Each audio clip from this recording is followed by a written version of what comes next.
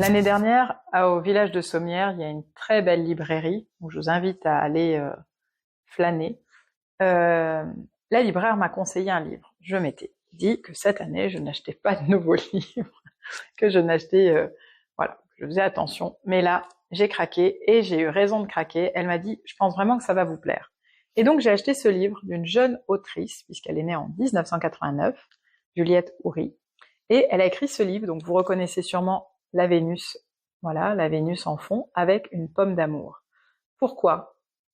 Dès que sa bouche fut pleine. C'est un roman qui est une dystopie. C'est simple. Nous sommes à l'heure actuelle, nos maisons sont les mêmes, tout est pareil, sauf que la nourriture et la sexualité sont inversées. Pourquoi ça nous intéresse ? Parce que chez nous, la prise de nourriture, si vous regardez les familles, les repas, rythment la vie. Ben là, c'est la sexualité. C'est simple, c'est l'inverse. Et par contre, tout ce qui est lié à la nourriture, ça se fait dans l'intimité, c'est même un peu tabou pour certaines choses. Les délurés vont jusqu'à cuisiner, voire faire des choses complètement interdites, c'est-à-dire se regrouper, cuisiner ensemble et manger ensemble. Enfin, là, c'est clairement, là, nous frôlons la perversion grave, quoi. Et donc, ça peut prêter à sourire. Mais au fur et à mesure de la lecture, nous nous rendons compte que ça nous permet de voir quelque chose qui n'est pas facile à voir, c'est-à-dire déjà notre propre rapport à la nourriture, à la sexualité, mais aussi le rapport de l'inconscient collectif avec la nourriture et la sexualité. Un moment, ils sont invités donc à j'allais dire un repas entre amis, mais non, à le fait de faire l'amour entre amis, je sais pas comment l'appeler, puisque dans ma société ça n'existe pas. Et en revenant, le mari dit à sa femme, dis donc, t'as fait aucun effort, pourtant, qu'est-ce qu'ils t'ont gâté, qu'est-ce qu'il était attentionné. Et moi, je me suis dit, tiens, c'est marrant, parce que nous pouvons être rentrés d'un repas, et puis ce soir-là, j'avais pas très faim, et je pourrais avoir des réflexions du même type en disant, mais finalement, le repas était bon, mais t'avais pas très faim. C'est quoi le plaisir à l'autre, le plaisir par... Ça fait poser plein de questions, pas que sur la sexualité, mais aussi beaucoup sur la nourriture, le rapport à la nourriture. Et à un moment, elle vit quelque chose de très désagréable, quelqu'un la force à manger, et son mari lui dit, mais dis-le, qu'est-ce qui s'est passé ? Et en fait, elle décrit un viol. Voilà, donc il peut y avoir tous ces forçages, du haut, du bas. La question, c'est quel est le rapport entre aussi cette bouche du haut, cette bouche du bas ? Qu'est-ce qui vient faire écho en nous ? Qu'est-ce qui est interdit, autorisé par la société, par moi ? Qu'est-ce que je m'interdis ? Qu'est-ce que je m'autorise ? Donc l'idée, c'est pas de tout faire, mais c'est de se rendre compte de ce que je fais plus parfois. Il y a une dame à qui j'ai prêté le livre qui m'a dit « Soraya, c'est très bizarre, je vais vous raconter que, voilà, mon mari et moi, ça fait plus de 35 ans que nous sommes ensemble et nous aussi, le rapport s'est inversé. » Je fais « Comment ça, le rapport s'est inversé ?» Elle fait « Avant, nous faisions beaucoup l'amour, nous mangions peu. Maintenant, nous mangeons beaucoup, nous faisons beaucoup moins l'amour. » Tous ceux qui l'ont lu pour l'instant plutôt des femmes, et j'espère que des hommes pourront le lire et j'aimerais avoir leur retour, m'ont dit comment ça les avait amenés à réfléchir, à prendre conscience de ce qui se dit, de ce qui se dit pas. Alors évidemment, pour moi, c'est important parce que c'est encore lever un tabou.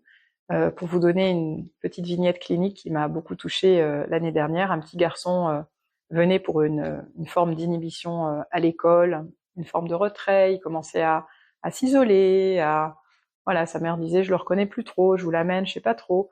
En fait, il allait bien, mais il avait osé dire à personne que depuis quelques mois, le matin, quand il se levait, c'était tout dur au niveau de son sexe et que du coup, il pensait qu'il avait fait quelque chose de mal pour que ça durcisse et que...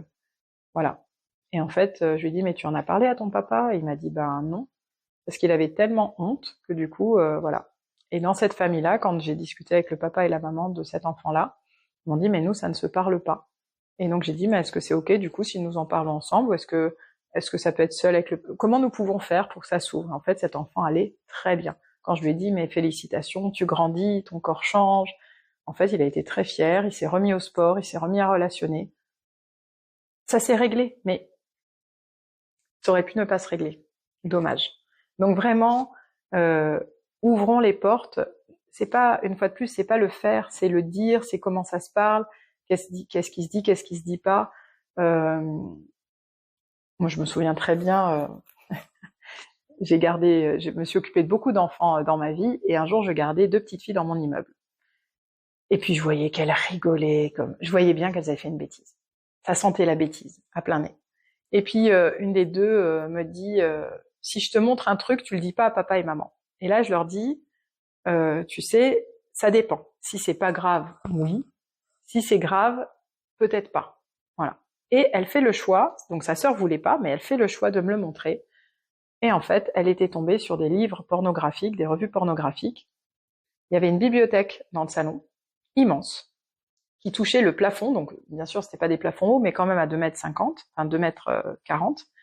Et du coup, le papa l'avait mis au-dessus, derrière, mais une des deux avait repéré qu'un jour il était monté sur une chaise qu'elle avait, et donc elle avait mis un système, elle avait réussi à grimper et à le trouver. Quoi qu'il en soit, ces revues ont éveillé des questions, et la première question que l'enfant me posait, parce que voilà, il y avait une certaine position, et elle me disait, mais est-ce que toi tu fais ça? Ben moi je peux vous dire que j'ai été très mal à l'aise.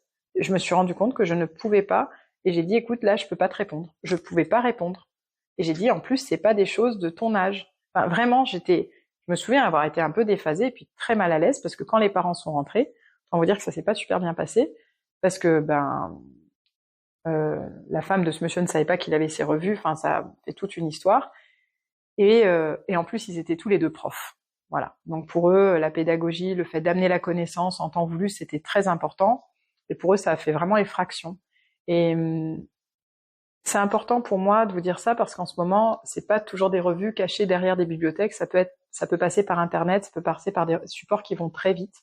Même en faisant une recherche, moi un jour j'ai cherché Lilo et Stitch. Voilà, je tombais sur pas du tout Lilo et Stitch.